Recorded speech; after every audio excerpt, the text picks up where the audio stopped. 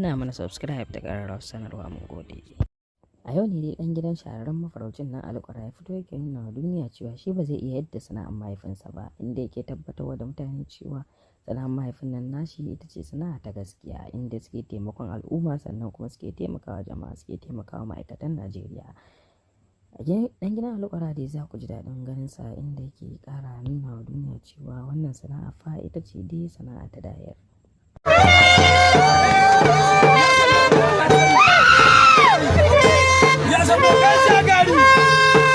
wallahi ba mu fasa wallahi ko a bakin kama na saman zaman wallahi sai na ansa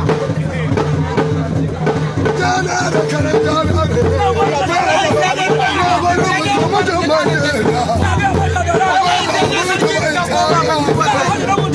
wallahi sai na sarki ka koma